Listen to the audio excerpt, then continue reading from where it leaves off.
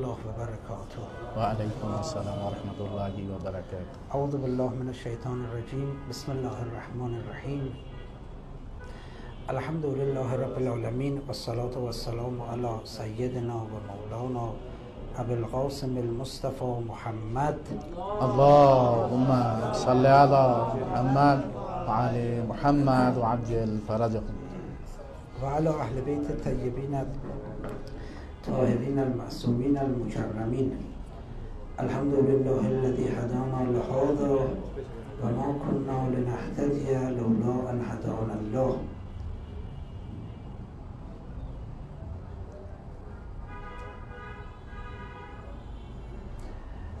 ایام مبارک میلاد مکرم و مسعود و پر افتخار حضرت معصومه سلام الله علیها رو خدمت همه عزیزان تبریک و تهنیت عرض می‌کنم. بسم الله الرحمن الرحیم. আমরা যে সময়টা এখানে এক জায়গায় উপনীত হয়েছি, এই আইয়ামটা, এই সময়টা খুব সুন্দর একটি আনন্দঘন পরিবেশের সূচনা হয়েছে। যে সূচনাটা হচ্ছে আমরা হযরতে মাসুমা সালামুল্লাহ আলাইহার শুভ জন্মদিনের সময়ে আমরা একত্রিত হয়েছি। এই জন্য আমি সবাইকে শুভেচ্ছা এবং স্বাগতম বা ঈদ মোবারক জ্ঞাপন করছি। حضرت معصومه سلام الله علیها در واقع یک دختری بودند، خواهر امام رضا علیه السلام. বলছে হযরতে মাসুমা সালামুল্লাহ আলাইহা একজন কন্যা, যে কন্যা ছিলেন ইমাম রেজা আলাইহিস সালামের ছোট্ট আদরের বোন। منتها به جهت ویژگی‌های خاص تقوایی که داشتند، خداوند تبارک و تعالی او رو در واقع عالم قرار داده بود، یعنی کاملا اون حضرت نسبت به علم فقه و علم الهی متفتن بود.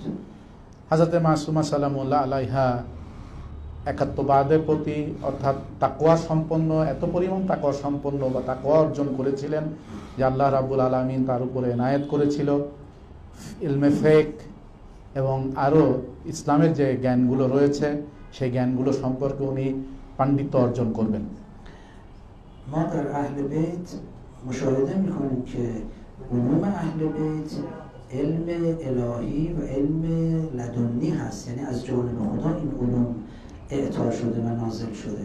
বলছে আমরা এটা বিশ্বাসী এটা বিশ্বাস করে থাকি যে আহলে বাইত আলাইহিস সালামের কাছে যে জ্ঞানটি রয়েছে, যে জ্ঞান আমরা দেখতে পাই, সেই জ্ঞানটি হচ্ছে যে ইলমে ইলাহি, বা আমরা বলতে পারি, পরিভাষায় বলতে পারি যে ইলমে লাদুন্নির অংশ। به قول پیامبر که می‌فرماد العلم نور یقذفه الله في قلب من یشاء. علم نوری است که خداوند در قلوب انسان‌ها قرار می‌دهد. বলছে যে যেভাবে রাসূলুল্লাহ বলেছেন যে ইলম বা জ্ঞান হচ্ছে আল্লাহ তাবারক ওয়া তাআলার পক্ষ থেকে একটি নূর, যে নূরটা আমাদের সকলের মানুষের ইনসানের ভিতরে আল্লাহ পাক প্রদান করে থাকেন। این چیزایی که ما تو کتاب‌ها می‌خونیم اینو علم بهش نمیگن، اینو میگن فضل. বলছে যে আমরা যে আমাদের সামনে যে পুস্তকাদি রয়েছে, আমরা যেটা পঠন করি, আমরা লেখাপড়া করি যে পাঠ্য বই নিয়ে বা দিনী বইগুলো নিয়ে, এগুলোকে জ্ঞান বলে না, এগুলোকে বলা হয় ফাজল। علم جنسش از نوره. বলছে যে ইলম যে জিনিস দিয়ে তৈরি হয় সেটা হচ্ছে নূর। الله نور السماوات و الارض. خدا نور آسمان و زمین. علم جسمش از نور جنس خداست. বলছে যে পবিত্র কোরআনে বলা হচ্ছে যে আল্লাহ হচ্ছেন আসমান এবং জমিনের নূর, অর্থাৎ এই যে ইলম, এই আসমান এবং জমিনে যে ইলমটা রয়েছে, যে জ্ঞানের ছড়াছড়ি রয়েছে, সেটা হচ্ছে ওই নূর থেকে সে তার মানে রুজি নিয়ে থাকে। خدا علم محض، نور محض. আল্লাহ রাব্বুল আলামিন হচ্ছেন যে একেবারে পরিপূর্ণ ইলম, অর্থাৎ পরিপূর্ণ নূর আল্লাহ রাব্বুল আলামিন। هر علمی که در قلوب انسان‌های پاک هست شعاعی از علم خدا و نور خداست. বলছে যে পবিত্র ব্যক্তিদের যারা এই জগতে আছেন, তাদের কাছে যে জ্ঞানগুলো রয়েছে, যে জ্ঞানগুলো ওনারা জ্ঞানান্বিত হন, সেই জ্ঞান হচ্ছে ওই নূরের একটি ছটা, ওই নূরের একটি রোশনি, যা ওই আল্লাহর নূর থেকে তাদের ভিতরে দাবিত হয়েছে। هر آگاهی علم نیست. বলছে যে সকল জানাটাই জ্ঞান নয়। وگرنه شیطان میدونید آگاهیش بیشتر از ما هست، از همه ما بیشتره. বলছে যে কারণ আমরা নিশ্চয়ই জানি বিষয়টা যে শয়তান আমরা যা জানি তার থেকেও বেশি জানা তার ছিল, اما یه ذره از نور خدا در وجود شیطان نیست. কিন্তু শয়তান এত বেশি জানার পরেও আল্লাহর নূর কিন্তু তার ভিতরে ছটাক পরিমাণে নাই, বিন্দু পরিমাণও নাই। پس شیطان آگاه است اما عالم نیست. তাই বলা যেতে পারে শয়তান জানে কিন্তু সে আলেম না, সে জ্ঞানী না। پیامبران اگر علم دارن درس که نخوندن. বসে আম্বিয়াগণ পায়গম্বরগণ ওনাদের কাছে এলম আছে কিন্তু ওনারা তো কোনো জায়গায় লেখাপড়া করেননি। پس علم از کجا اومده؟ তাহলে ওনাদের এই এলম, ওনাদের এই জ্ঞান কোথা থেকে এসেছে? از جانب خداوند. আল্লাহ রাব্বুল আলামিনের পক্ষ থেকে এসেছে। چرا؟ কেন? به خاطر اینکه قلبشون رو صیقل دادن، پاک کردن، نور خدا درش تابید. এর মূল কারণ হচ্ছে যে আম্বিয়াগণের যে কলব, সেই কলবটা হচ্ছে পবিত্র, পাক ও পবিত্র কলব। এই পাক ও পবিত্র কলবে আল্লাহ রাব্বুল আলামিন আর আল্লাহ রাব্বুল আলামিন সেই নূর, জ্ঞান নামক সেই নূরটি প্রদান করেছেন। اگر قلب انسان پاک بشه، طهارت پیدا کنه، صیقل پیدا کنه، نور الهی در اون تابش پیدا میکنه و نور الهی وقتی تابش پیدا کرد انسان عالم میشه. বলছে যে এটা একেবারে সত্য বিষয়। এটা যদি মানুষ নিজেও যদি তার কলবকে পরিষ্কার পরিচ্ছন্ন মানে পাপ পঙ্কিলতা মুক্ত করতে সক্ষম হয়, তাহলে ওই কলবে আল্লাহ রাব্বুল আলামিনের নূর প্রবাহিত হবে এবং সে ওই নূর প্রাপ্তির মাধ্যমে আলেম হিসেবে পরিচিত হবে। حضرت فاطمه معصومه فرزند امام موسی بن جعفر و خواهر امام رضا علیه السلام در واقع همچین ویژگی داشت. বলছে যে হযরত মাসুমা সালামুল্লাহ আলাইহা ইমাম মুসা কাযেম আলাইহিস সালামের সন্তান, ইমাম রেজা আলাইহিস সালামের বোন ঠিক অনুরূপ একটা অবস্থায় ছিলেন যে তার কলবকে, তার তাহির পরিষ্কার পরিচ্ছন্ন করতে পেরেছেন, পাপ পঙ্কিলতা মুক্ত করতে পেরেছেন। আল্লাহ তার কলবে নূর দান করেছেন। انسانی که داره یه همچین ویژگی هستش تاثیرگذاری تاریخیش و جهانیش خیلی بالا میره. বলছে যারা, যে ব্যক্তিরা এই ধরনের বৈশিষ্ট্যবান হন, এই ধরনের বৈশিষ্ট্য তাদের ভিতরে পরিলক্ষিত হয়, তারা ইতিহাসগতভাবে, ঐতিহাসিকভাবে এবং সেই প্রাচীন আমল থেকে শুরু করে শেষ পর্যন্ত, পৃথিবীর শেষ পর্যন্ত সময় পর্যন্ত বিশেষ ভূমিকা পালন করে থাকে। لذا که حضرت فاطمه معصومه وقتی حرکت کردن از مدینه به سوی خراسان که در قم به رحمت الهی رفتند و در اونجا در واقع مرقد مطهرشون هست، ببینید چه تأثیر جهانی داشتن. বলছেন যে হযরত মাসুমা সালামুল্লাহ আলাইহা ভাইয়ের সাথে দেখা করার নিমিত্তে, ভাইকে দেখতে না পেয়ে উনি ব্যথিত হয়ে ভাইকে দেখবেন এই নিমিত্তে মদিনা থেকে যখন রওনা হয়েছিলেন যে খোরাসান প্রদেশে ভাই আছেন, সেখানে ইমাম রেজা দেখতে যাবেন, পথিমধ্যে কমে এসে উপস্থিত হন এবং কমে এসে উনি অসুস্থ হয়ে ওখানেই চলে যান, কিন্তু দুনিয়া থেকে বিদায় নেন। কিন্তু বিদায় নেওয়ার পরেটাও আজকে কি আজামাত ওনার কাছ থেকে আমরা পরিলক্ষিত করছি। বলছে যে কম এমন একটা প্রদেশ, এমন একটা জায়গা হয়েছে, এমন একটা প্রসিদ্ধতা পেয়েছে এই মহিষী নারীর কারণে, তার নূরের কারণে। বিশ্বের যে কোনো জায়গায় যদি আপনি বলেন যে কোন শহর, সবাই জানবে যে ইরানের একটা প্রদেশের নাম হচ্ছে। এর কারণটা কি? এর কারণ হচ্ছে যে কোম শহরটা এখন আহলে বাইতের কেন্দ্রবিন্দু হিসেবে পরিচিতি পেয়েছে। بزرگترین علما در کنار مرقد پربرکت همین بانو تربیت شدن. বলছে যে এই বানু এতটাই পবিত্র, এতটাই মর্যাদাপূর্ণ, এতটাই সুন্দর, পবিত্র যে ওনার সংস্পর্শের কারণে কমে বড় বড় আলেম, আয়াতুল্লাহ মার্জা তৈরি হয়েছেন ওনার ওই মাজারকে কেন্দ্র করে। و به همین بانو متوسل می‌شدن، مثل ملا صدرا، مثل امام خمینی، مثل امام خامنه‌ای. বলছে যে বড় বড় ব্যক্তিত্ব যারা, ইসলামের বড় বড় ব্যক্তিত্ব, মোল্লা সাদরা, ফিলোসফার, সর্বশেষ ফিলোসফার ইসলামের ইমাম খমিনী রহমতুল্লাহ আলাই এবং স্বয়ং এখন রাহবার, মাকাম মুআজ্জমের রাহবারি ইমাম খামেনাই, ওনারা নিজেরা আসেন ওনার এই বনুর কাছে, মোতাবাসসিল হন যে আপনি আমাদের জন্য আল্লাহর কাছে আমাদের জন্য সুপারিশ পাঠান। اینا همه افتخارشون اینه که پابوس این خانم بودن. বলছে যে এই বড় বড় ব্যক্তিদের তারা গর্বিত এই মর্মে যে আমরা এই বিবির কদমে আমরা সালাম সেজদা করতে পেরেছি। لذا بحث اهل بیت اصلا یه بحث جدایی از ما انسان هاست. বলছে যে এটা ব্যর্থ কণ্ঠে বলা যায়, নিশ্চিতভাবে বলা যায় যে আহলে বাইতের আলোচনাটা আমাদের এই ইনসান, আমাদের এই মানুষ, আমাদের থেকে একটা অনেক আলাদা ধরনের একটা আলোচনা। اونا داره یک مقام ویژه‌ای در نزد خداوند هستن، مثل پیامبران. কেন? এর কারণ হচ্ছে যে ওনারা আল্লাহ রাব্বুল আলামিনের কাছে এমন একটা মর্যাদার স্তরে ভূষিত, ওনারা যেরকম কিনা আম্বিয়াগণ যে মর্যাদায় ভূষিত ছিলেন, ওনারাও সমপরিমাণ সেই মর্যাদায় ভূষিত। شما میتونید قرآن رو، این قرآنی که الان ما در خدمتش هستیم، در واقع این قرآن رو شما میتونید با کتاب‌های دیگه مقایسه بکنید؟ বলছে যে এই যে আমাদের সামনে যে পবিত্র কোরআন উনি হাতে নিলেন, চুম্বন করলেন, সালাম করলেন, সেজদা দিলেন কোরআনকে, বলছে এই কোরআন যে আমাদের কাছে আছে, আমরা কি সক্ষম যে এই কোরআন এবং অন্য কিতাবের সাথে আমরা পার্থক্য সৃষ্টি করতে পারি? اتفاقا الان قرآنی که باز کردم یه آیه موافق اومد. বলছে যে আল্লাহর শুকরিয়া যে আমি কোরআনটা হাতে নিয়ে যখন খুলেছি, এমন একটা আয়াত এসছে যে আজকের আমাদের এই মাহফিলের আলোচনার সাথে সম্পর্কিত।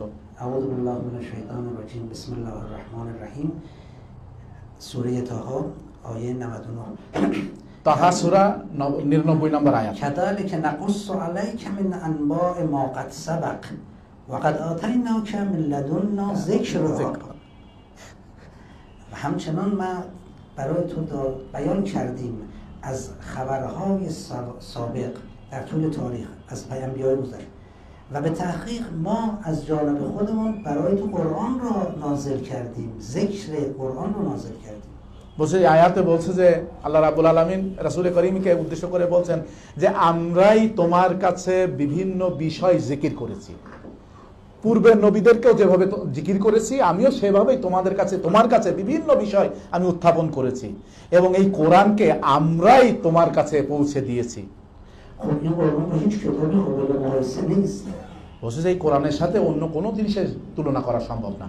بهترین کتابی که یک انسان تألیف کرده بیارید کنار قرآن نمیگذارید. বলছে যে সব থেকে দামি একটি বই, মূল্যবান বই পৃথিবীতে যে সব থেকে ভালো লেখা হয়েছে, বড় একজন লেখক লিখেছে, খুব মূল্যবান বই, সেই মূল্যবান বইটাকেও কিন্তু আমরা কোরআনের কাছে এনে রাখি না। জিন্সেশ ফার্ক করে। কারণটা কি?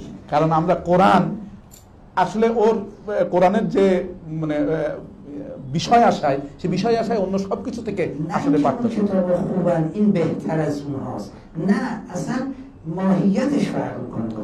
বলছে যে এরকমটা নয় যে ওটাও কেতাব, ভালো কেতাব, কিন্তু এটা আরো উত্তম কেতাব, এরকমটা না। কিন্তু আসলে এটার যে অবয়ব, এই অবয়বটাই পার্থক্য অন্য সব কিতাবের থেকে।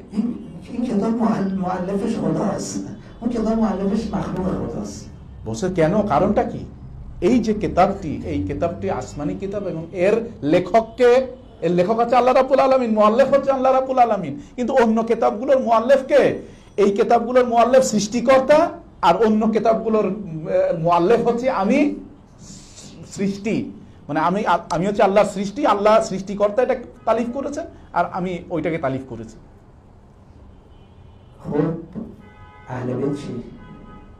বলছে তাহলে আহলে বাইতের কাছে এখন আমরা আসি।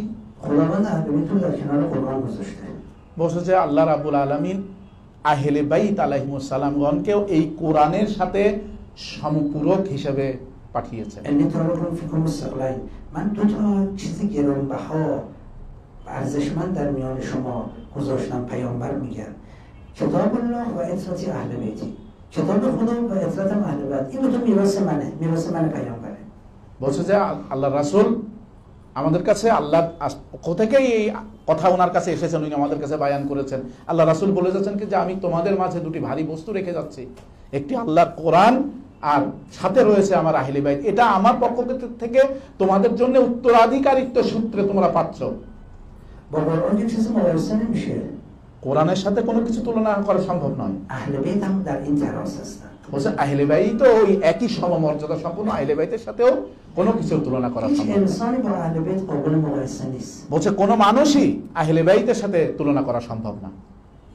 আহলে বাইত বা پیامبران اینطور نیستش که ما انسان ها بگیم ما انسان های خوبی هستیم اونها از ما بهتر هستن، نه اصلا اونها متفاوت هستن। আসলে এরকমটা একেবারেই বলা যাবে না যে আমরা এরকম ভাবে যদি বলি যে আমরা ভালো মানুষ কিন্তু নবী পয়গম্বর হচ্ছেন আমাদের থেকে আরেকটু ভালো মানুষ, না, এরকমটা বলা সম্ভব না। আসলে ওনারা একটা আলাদা, সিস্টেমেটিক ভাবে আলাদা আমাদের থেকে। خداوند در قرآن میگه از قول پیامبر انا بشر مثلکم الا ما یوحی الی، من بشری مثل شما هستم، مثل شما میخورم، میخوابم، ازدواج میکنم، خوشحال میشم، ناراحت میشم، در واقع مثل شما هستم، اما یه فرقی با شما دارم، اون فرقه همه چیز رو متفاوت میکنه، الا اینکه به من وحی میشه، به شما وحی نمیشه.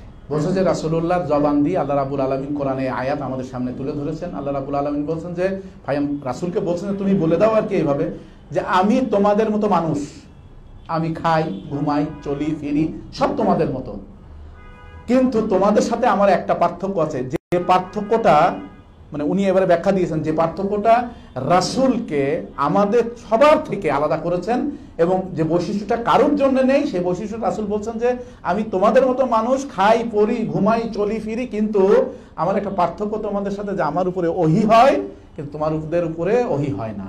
ما هرچی هم بدویم پیامبر نمیشیم।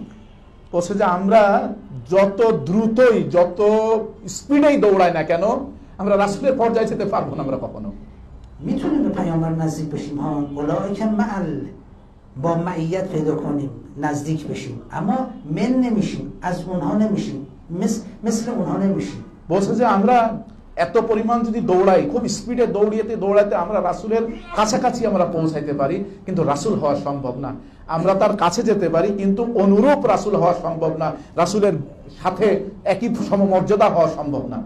اولئک مع الذین انعم الله علیهم من النبیین، یعنی ما میتوانیم نزدیک بشیم به آن کسانی که نعمت خدا به اونها داده شد، اما این فهم پیامبر نمیشه، اهل بیت نمیشه। বলছে যে পবিত্র কোরআনে এইভাবেই বলা হচ্ছে যে যাদের উপরে আল্লাহর নিয়ামত বর্ষিত হয়েছে তারা পারবে রাসূল নবীগণের কাছাকাছি পর্যন্ত যেতে, কিন্তু তাদের মর্যাদায় ভূষিত হওয়া তাদের জন্য সম্ভব নয়। سلمان هم که پیامبر فرمود از سلمان منا اهل بیت، نه اینکه اهل بیت به معنای در واقع خود پیامبر بود، اونها 5 نفر بیشتر نبودن، بلکه اونها اصلا این از اون میشود، پس اون اصله، یه فرق بین از اون و اون هست। বলছে যে রাসূলুল্লাহ যে বললেন এই হাদিসটা উনি বললেন যে রাসূলুল্লাহ বলেছেন যে সালমান আমার আহলে বাইতের অংশ। এর মানেটা কি? এর মানেটা হচ্ছে যে কি সালমানও তাহলে কি ওই আমরা যে পাক পঞ্জাতন নামটা জানি যে আহলে বাইত, ওর ভিতরে কি সালমানও ঢুকে গেল? যে না, এমনটা না। আহলে বাইত ওই 5 জনাই, ওনারা হচ্ছেন আসল, ওনারা আসল, যেরকম আমরা বলি যে আসল রাস্তা আর তার শাখা রাস্তা। সালমান হচ্ছে শাখা আর আহলে বাইত হচ্ছেন আসল। তো এর এই পার্থক্য একটা থেকেই যায়, আসল এবং শাখার সাথে একটা পার্থক্য থেকেই যায়। گرفتاری ما مسلمان ها از اونجایی آغاز میشه که از قرآن جدا میشیم، از اهل بیت جدا میشیم। বলছে যে আমরা গ্রেফতার হয়ে যাই, আমাদের উপরে যে বালা মুসিবত নাজিল হয়, আমরা যে বিভিন্ন সমস্যায় জর্জরিত হয়ে যাই, এটার কারণ কোরআন থেকে আমরা আলাদা হয়ে যাই। আহলে বাইত থেকে যখন আমরা আলাদা হয়ে যাই তখন এই সব সমস্যা আমাদের উপরে অবতীর্ণ হয়। اگر چنانچه ما حرفای قرآن رو عمل میکردیم، اگر تبعیت میکردیم از ولایت از اهل بیت علیهم السلام، شما فکر میکنید الان وضعیت جهان اینطور بود، وضعیت مسلمانان اینطور بود؟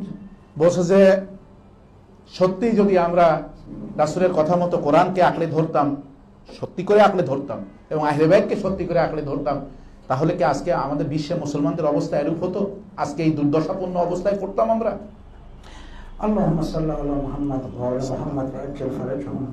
در ادامه بحثی که داشتیم راجع به توضیح پیرامون دعای مکارم الاخلاق به اینجا رسیدیم که و البسن زینة المتقین فی بسط العدل و کظم الغیظ و اطفاء النائره و ذم اهل الفرقه و افشاء العارفه و افشاء العارفه و ستر العارفه.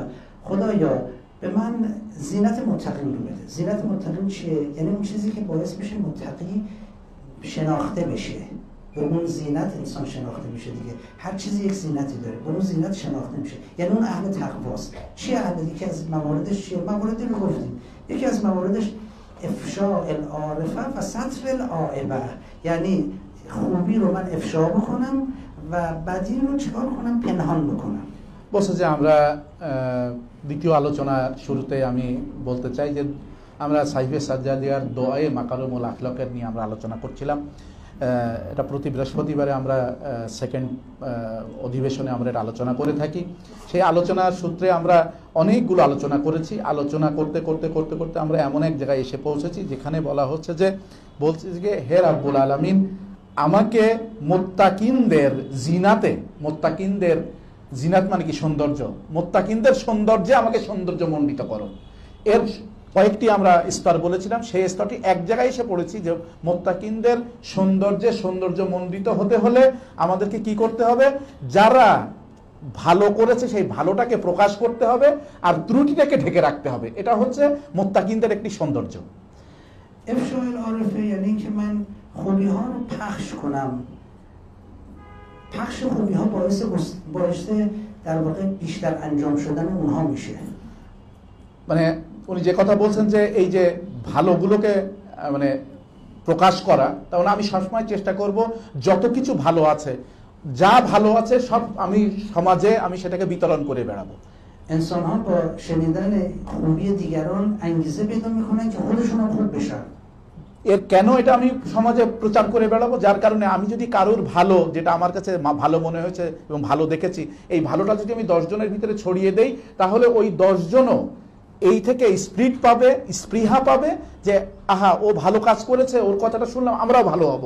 এই যে ভালো হওয়ার একটা প্রবণতা তাদের ভিতরে জাগবে। محبت بین انسان ها با پخش خوبی ها و افشای خوبی ها بیشتر میشه। এবং যখন আমি কারোর সামনে বলছি, তখন অটোমেটিক্যালি ওই ব্যক্তির হৃদয়ে এই যে ভালো মানুষটা যে কাজটা ভালো কাজ করেছে তার জন্য একটা মহাব্বত সৃষ্টি হবে তার হৃদয়ে। এবং এই যে দুইজনের ভিতরে ভালোটা প্রকাশ করার কারণে, একজনের ভালো প্রকাশ করার কারণে যে মহাব্বতের সৃষ্টি হলো, দুইটা মানুষের ভিতরে ভালোবাসার সৃষ্টি হলো, ভ্রাতৃত্ববোধ সৃষ্টি হলো, এটা অনেক গুরুত্বপূর্ণ। من در چه صورتی خوبی شما رو به دیگری میگویم پخش میکنم؟ বলছে যে আমি কোন পর্যায়ে উন্নীত হলে আমি একজনের ভালো এটাকে সমাজে প্রচার করে বেড়াতে পারি? در صورتی که شما رو دوست داشته باشم. اگه دشمنی با شما داشته باشم کارو میکنم نه. এটা কখন সম্ভব? যখন আমি তোমাকে ভালোবাসবো, যে ব্যক্তিকে ভালোবাসি সে ব্যক্তির ভালোটা আমি সব জায়গায় বলে বেড়াবো। কিন্তু যদি তোমার সাথে আমার দুশ্মনী থাকে, শত্রুতা থাকে, তাহলে তো আমি তোমার ভালোটা অন্য জায়গায় বলে বেড়াবো না। پس ببینید همین که پخش خوب میکنم دوستی من با شما مستحکمتر و بیشتر میشه. কিন্তু যদি আমি তোমার সাথে সম্পর্ক খারাপ থাকার পরেও যদি আমি তোমার ভালোটা সব জায়গায় আমি ছড়িয়ে দিতে পারি, সব জায়গায় বলে দিতে পারি, যে দূরত্বটা আমাদের ভিতরে আছে সেই দূরত্বটার অনেক কাছাকাছি চলে আসলাম এবং দূরত্বটা একদিন কমে যাবে এবং বন্ধুত্ব সৃষ্টি হয়ে যাবে। از طرف دیگه شما وقتی میبینید من خوبیتون رو دارم بیان میکنم، چه بر جلوی شما و چه جلوی افراد دیگه، شما نسبت به من محبتتون بیشتر میشه و دشمنی‌ها رو کنار می‌گذارید। এবং এটাই হচ্ছে বাস্তবতা। যখনই তোমার সাথে আমার সম্পর্ক খারাপ ছিল, শত্রুতা ছিল, কিন্তু যখন তুমি জানতে পারবে, কেউ একজন জানতে পারবে যে আমি তার ভালো জিনিসটা সমাজে প্রচার করে বেড়াচ্ছি, এর জন্য তোমার সমাজের লোক তোমাকে খুব ভালো চোখে দেখছে, আস্তে আস্তে আমার উপরে তোমার হৃদয়ে একটা কোমলতা সৃষ্টি হবে, ভালোবাসার সৃষ্টি হবে এবং আমার সাথে যে শত্রুতা ছিল সেই শত্রুটা নিভে যাবে, বন্ধ হয়ে যাবে, শেষ হয়ে যাবে। دیگران چه حظی میبرن چه بهره‌ای میبرن؟ বলছে যে কিন্তু অন্যরা, এই যে আমাদের দুইজনের ভিতরে এই ঘটনাটা ঘটতেছে, কিন্তু অন্যরা এখান থেকে কি ফলাফল পেতে পারে?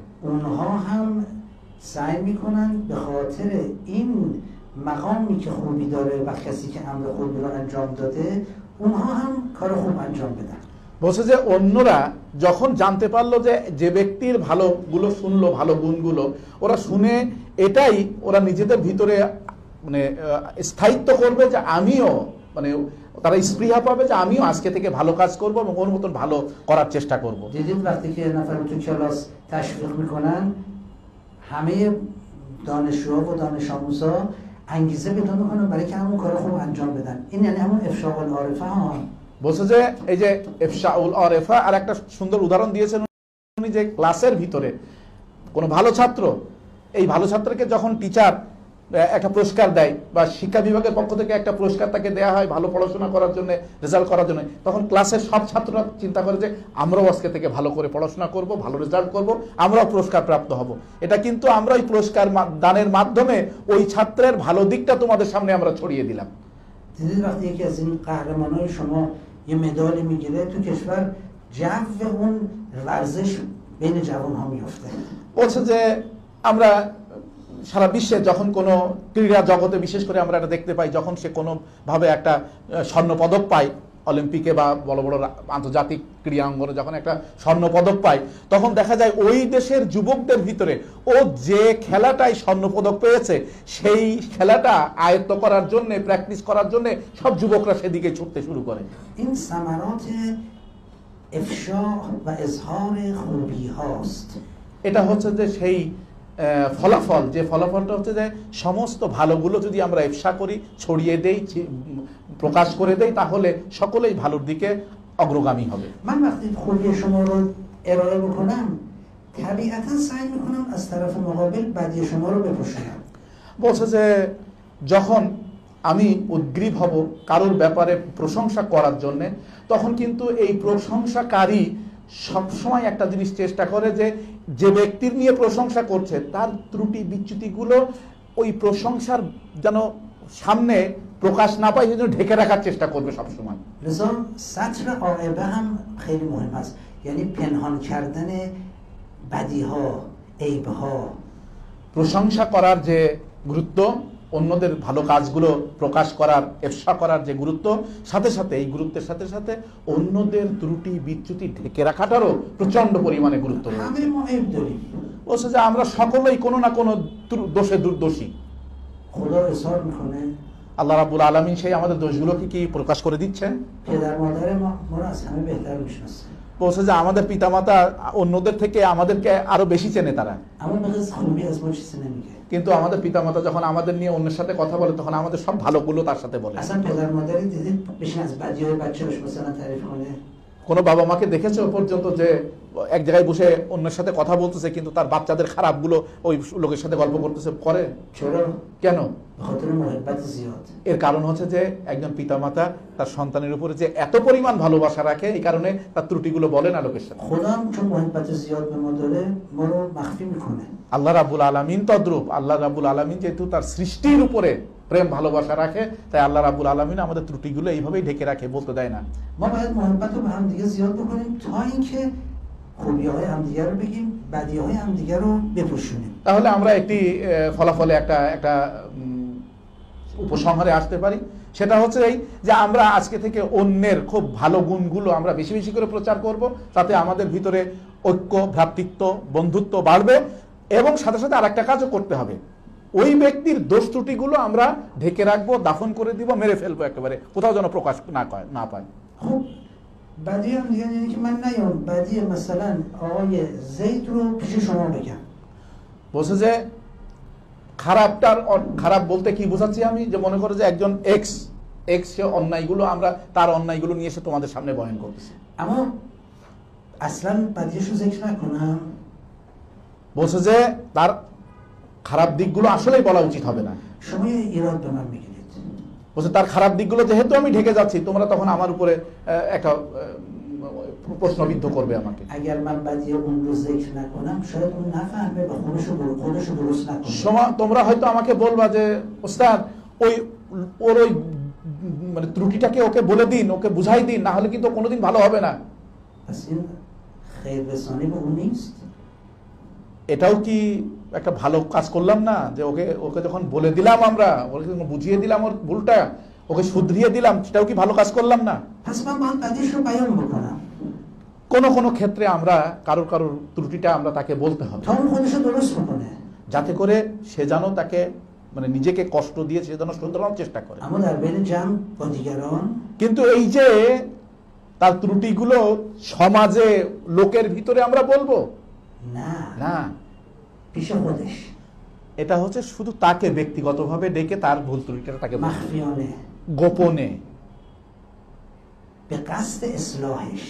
আর এই নিয়াতে বলবো যে সে যেন তার ত্রুটিটাকে শুধরে নেয়, সে যেন ভুল ত্রুটির ঊর্ধ্বে উঠতে পারে। نه به قصد توهین بهش. এরকমটা না জানো যে আমি তার এই ত্রুটিটাকে আমি তাকে এটা ব্ল্যাকমেইল করার উদ্দেশ্যে, তাকে আমার আন্ডারে দাবিয়ে রাখার উদ্দেশ্যে আমি তার এই ত্রুটিটা ধরবো বা বলবো তাকে। نه به قصد در واقع انتقام گیری از اون، غیبت کردن و در واقع تهمت زدن به اون. এরকমটা যেন না হয় যে আমরা তার সাথে একটা ঘটনা ঘটেছে সেইটার আমি রেশ হিসাবে সেই রাগটা আমি উসুল করার জন্য তাকে বললাম যে তোর এই ত্রুটি আছে, অমুক আছে, তমুক আছে, মানে তাকে ছোট করার জন্য তৌহিন করতেছি তাকে, না, এরকমটা না।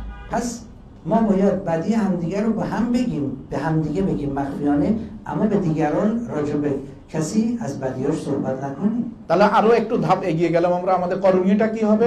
আমরা অন্যের ত্রুটিটা শুধু তাকেই শুধরানোর নিমিত্তে বন্ধুত্বের সুরে তার সাথে তাকে বোঝানোর চেষ্টা করব, তাকে শুধরানোর জন্য, কিন্তু তার ত্রুটিটা সমাজে বলবো না, লোকের সামনে বলবো না, বরং সমাজে এবং লোকের সামনে সমষ্টিগতভাবে যেটা আমরা বলবো সেটা হচ্ছে তার সব ভালোগুলো তার লোকজন خداوند هم که ستارست بدیهای انسان رو به خودش میگه ها، چون انسان رو یه جوری آفریده که بدیاشو میفهمه.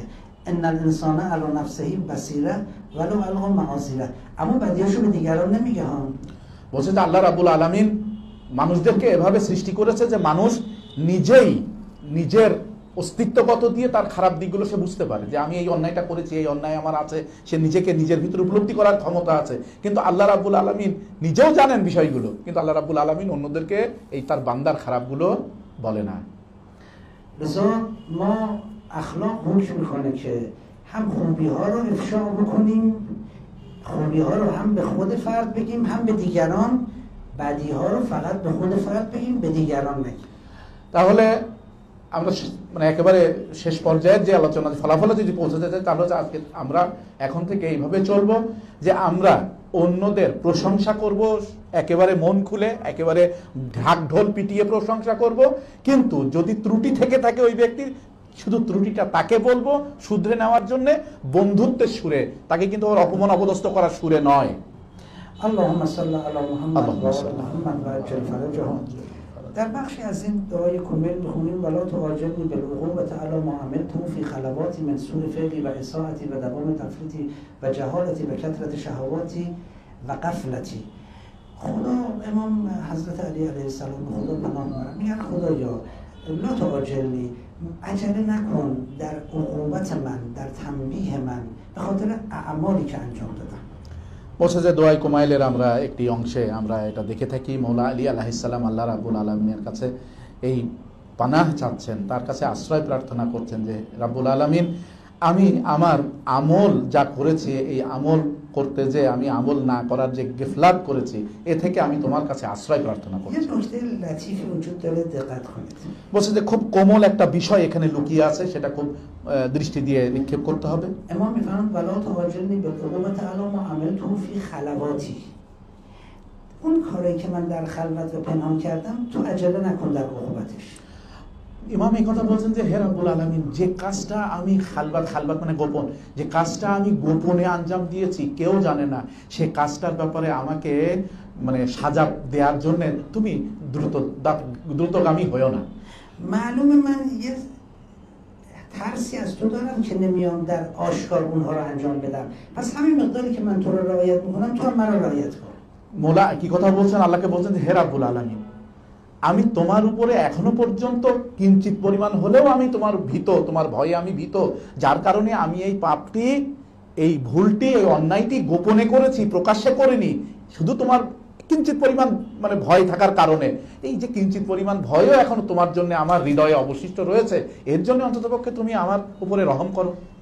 یه چیز دیگر معلوم میشه از این عبارت. এবং এখানে আরো একটা গোপন আলোচনা রয়েছে। کسی که پرده دری بکنه و آشکار گناه بکنه و علنی گناه بکنه خدا هم عقوبتش در عقوبتش تعجیل میکنه. বলছে যে যে ব্যক্তি প্রকাশ্যে গুনাহ করে বেড়ায় এবং যে ব্যক্তি গোপনে পর্দার আলে গুনাহ করে বা পাপ করে, ত্রুটি করে, বিচ্যুতি করে, অন্যায় করে, আল্লাহ রাব্বুল আলামিন কিন্তু এই দুই হলাতেই, দুই অবস্থাতেই কিন্তু অনুরূপভাবে তাদের উপরে আল্লাহ রাব্বুল আলামিন মানে বিচার করে থাকেন। واسه همین کسی که ظلم به مردم بکنه یعنی علنی داره یه کار خطا انجام میده خدا جوابش رو سریع میده. বলছে যে কেউ যদি মানে প্রকাশ্যে এই যে আজকে যে অসহায়দের উপরে যে জুলুম হচ্ছে, এই অসহায়দের উপরে জুলুমটা প্রকাশ্যে করে মানুষ, জুলুম তো আর গোপনে করা যায় না, জুলুম করে প্রকাশ্যে, এই প্রকাশ্যে জুলুম করে আল্লাহ কিন্তু প্রকাশ্যে জবাব দিয়ে দেন। کسی که مثلا بره آشکارا یعنی پرده دری بخواد بکنه، آشکارا یه گناهی رو انجام بده خدا جوابش رو تو همین دنیا هم جوابش رو میده. বলছে কেউ যদি যায় একেবারে সমাজে কোনো মানে ওপেনলি একেবারে কোনো পর্দা টর্দা না রেখেই একটা গুনাহ পাপ আঞ্জাম দেয়, আল্লাহ রাব্বুল আলামিন এই দুনিয়াতে তাকে জবাব দান করে। بعضی از گناها انقدر بده انقدر شنیعه که خدا تو همین دنیا عجله میکنه جوابش رو میده.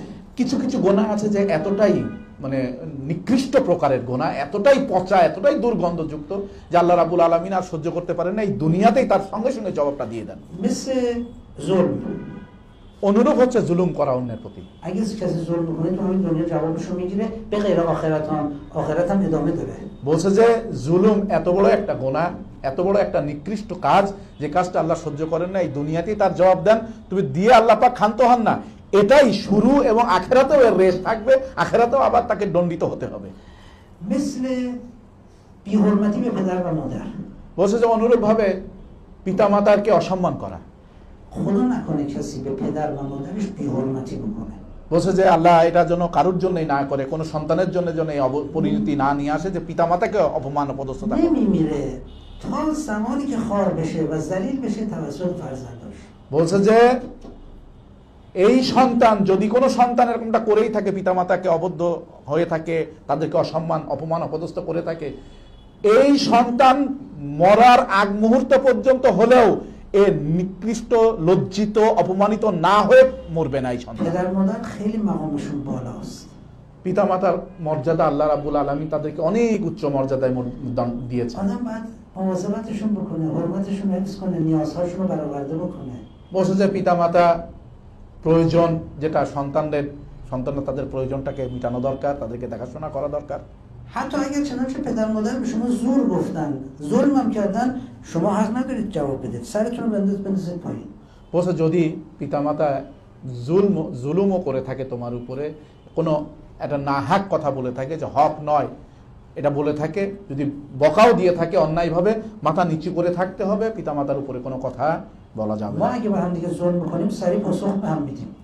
বলছে কেউ যদি পাশাপাশি কোনো ব্যক্তি থাকে, বন্ধু বান্ধব আমার উপরে জুলুম করেছে, আমি সঙ্গে সঙ্গে তার জুলুমের জবাব দিয়ে দিই। اما اگه پدر من به من خدای نکرده ظلم کرد، কিন্তু আল্লাহ না করুক আমার পিতা আমার উপরে জুলুম করেছে, مادرم ظلم کرد، আমার মা আমার উপরে জুলুম করেছে। نمیکنن پدر مادر که اصلا ظلم به بچه نمیکنه. حالا اگه کرد বলছে যে কিন্তু এরকمটা হয় না, পিতামাতা বাচ্চাদের উপরে জুলুম করতে পারে না, কিন্তু ধরেই নিলাম যে পিতামাতা জুলুম করেছে من বাচ্চা, باید چیکار کنم؟ আমার কি করণীয়?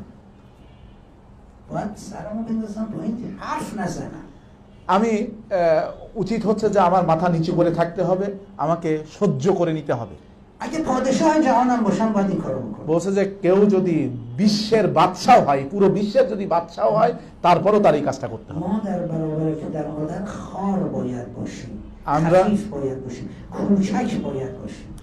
আমরা পিতামাতার সামনে আমাদেরকে মাথা নতশির থাকতে হবে, অবনত মস্তক থাকতে হবে, এবং আমরা ছোট্ট শিশু, আমরা পিতামাতার সামনে একেবারে ক্ষুদ্র এরকম ভাবে থাকতে হবে। اونها رو بر خودمون ترجیح بدیم. সব সময় ওনাদেরকে আমাদের উপরে মানে অগ্রগামী দিতে হবে, অগ্রগামিতা দিতে হবে। راحتی اونها، آسایش اونها بر راحتی و آسایش خودم باید ترجیح بدم. این قانون الهیه. বলছে যে আল্লাহর যে আইন, সে আল্লাহর আইন হচ্ছে পিতামাতার জন্য সব ভালোটা, আমার ভালো থেকেও তাদের ভালোটা আগে দেখতে হবে। حالا اگه کسی این کارا رو نکرد، এখন কেউ যদি এই কাজটা না করে, تو همین دنیا خدا جوابشو میده. এই দুনিয়াতেই আল্লাহ তাকে জবাব দিবে, منتظر باشه. এবং সেই জন্য অপেক্ষায় থাকে যে জবাব দিবেন আল্লাহ। فکر نکنه الان خدا نگرفتتش ولش کردن ندیده ها، نه، خدا جوابشو میده. বলছে যে এরকমটা ভাবা ঠিক হবে না যে আল্লাহ দেখিনি আমাকে ছেড়ে দিয়েছে, না, আল্লাহ এখন তার হয়তো সময় দিয়েছে, কিন্তু ধরবেন, আল্লাহ পাক ধরার সময়ে ধরবেন, উপযুক্ত সময়ে। یکی دیگه از گناهانی که پیامبر اکرم فرمودن خدا جوابشو تو این دنیا میده، یعنی عجله میکنه، احسان به کسی بکنی شما اون بهت ظلم بکنه. বলছে যে রাসূল আকরাম আরো একটি মানে জবাব, এমন একটা আল্লাহর পক্ষ থেকে জবাব দেওয়া হয়, সেই জবাব একটা দ্রুত জবাব।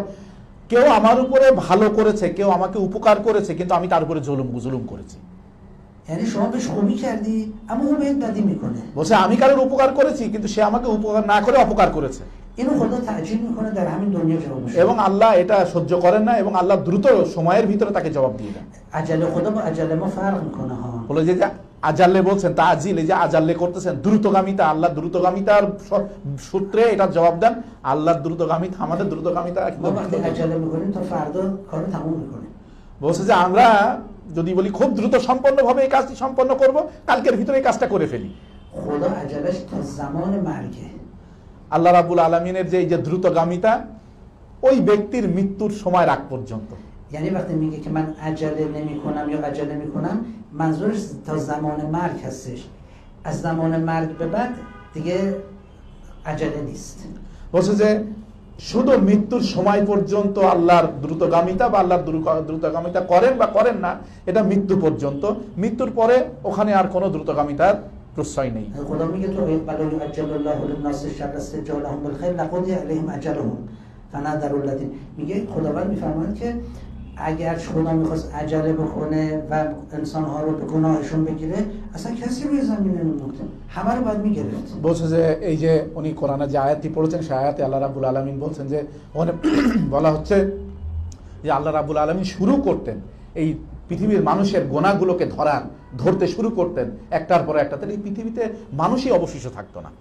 لذا بعضی رو عجله میکنه خدا تا زمان مرگشون در همین دنیا عذابشون میکنه، بعضی رو عجله نمیکنه میذاره برای عالم برزخ و یا عالم قیامت। বলছে যে আল্লাহ রাব্বুল আলামিন কিছু কিছু ব্যক্তিদেরকে মৃত্যুর আগ পর্যন্ত হলেও তাকে ওই সাজাটা এই দুনিয়াতেই দিয়ে তারপরে মৃত্যুদান করেন।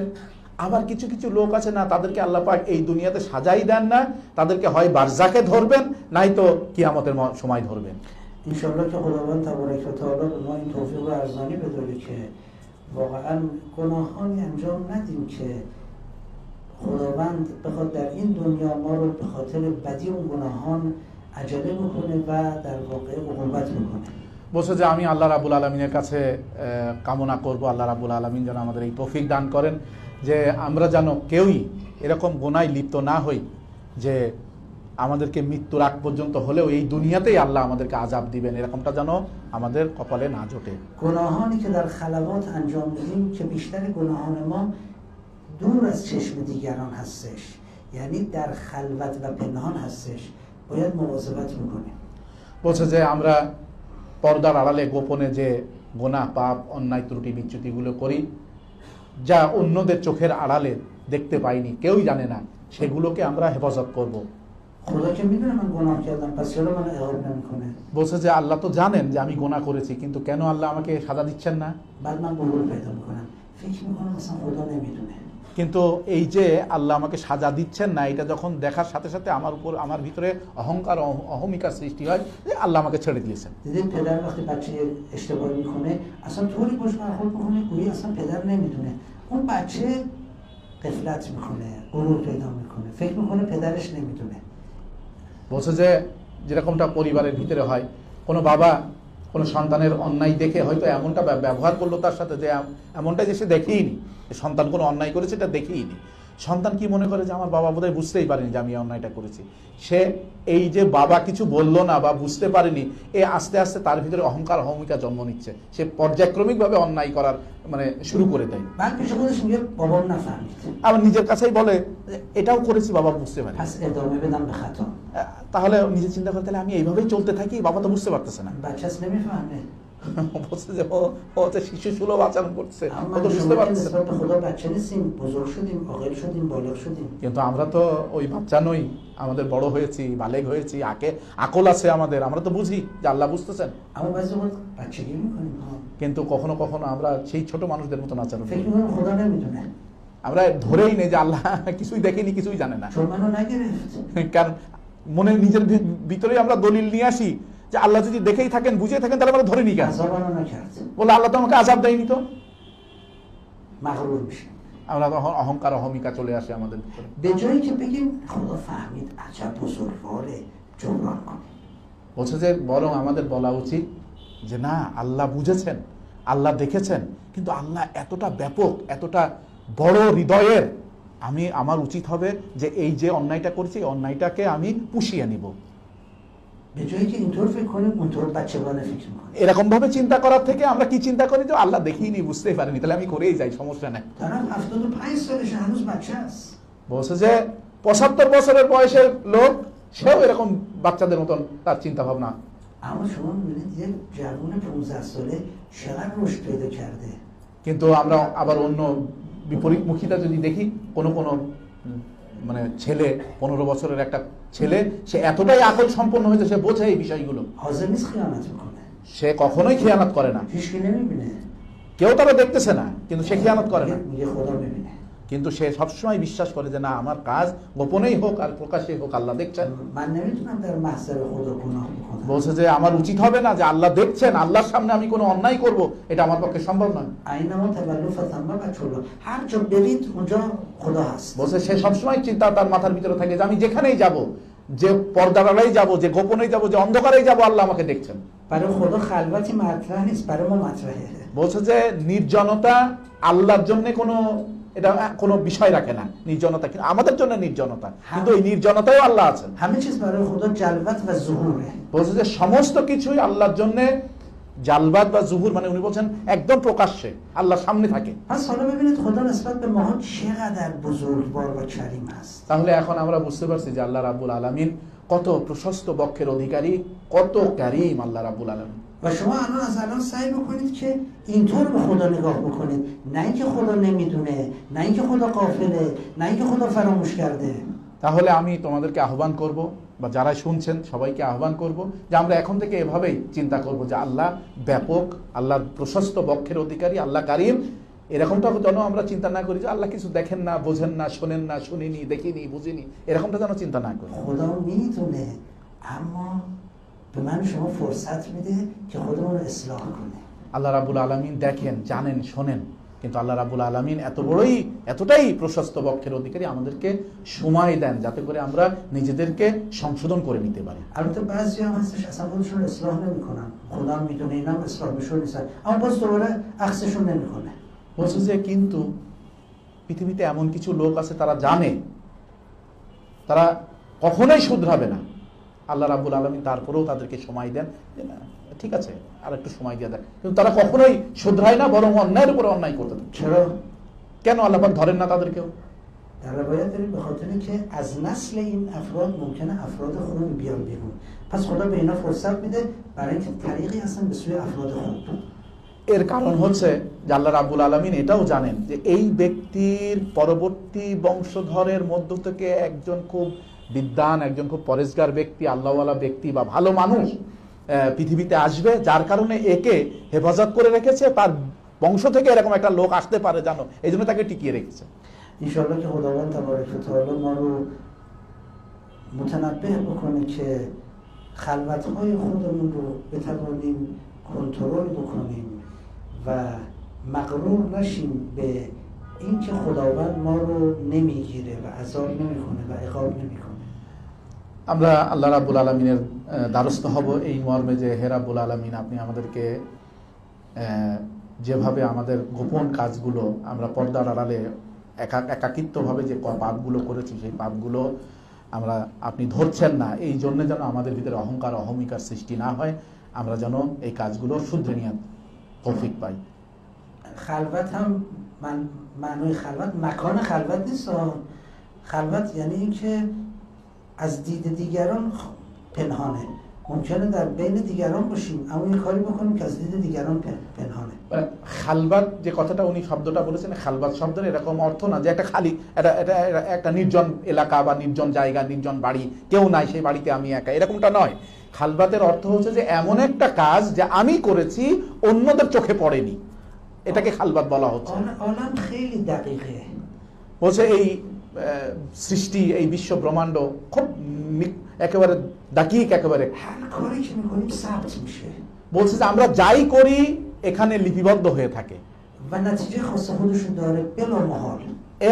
এবং সেই যে কাজটাই আমরা করি না কেন সেই কাজের একটি আসর আছেই, আসরবিহীন কোনো কাজ নেই। اما اگه چنانچه الان ما اون نتیجه رو دریافت نمیگیریم اینم از دقت‌های عالمه.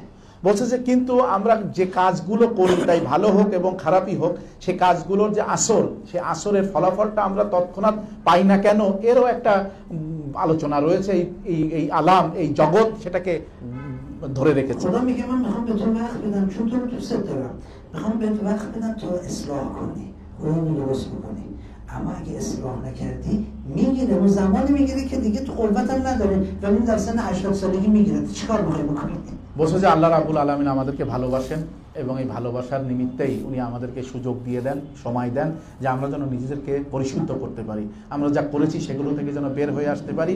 কিন্তু যদি আমরা তাও না সঠিক না হই, সত্য পথে না আসি, সঠিক পথে না আসি, আল্লাহ রাব্বুল আলামিন ধরবেন, এমন এক সময় ধরবেন যখন আর ফিরে আসার সময় আমাদের হাতে থাকবে না। 80 বছর বয়সে যে আল্লাহ ধরলেন, তখন কি আমাদের ফিরে আসার আর সময় আছে? ولا تعجلني بالعقوبة على ما عملته في خلواتي من سوء فعلي وإساءتي ودوام تفريطي وجهالتي وكثرة شهواتي وغفلتي، وكن اللهم بعزتك لي في كل الأحوال رؤوفا وعلي في جميع الأمور عطوفا. اللهم صل على محمد وعلى آل محمد وعجل فرجهم. اللهم عجل لوليك الفرج إلهي آمين. والعافية والناس إلهي آمين. وهب لنا رأفته إلهي ورحمته.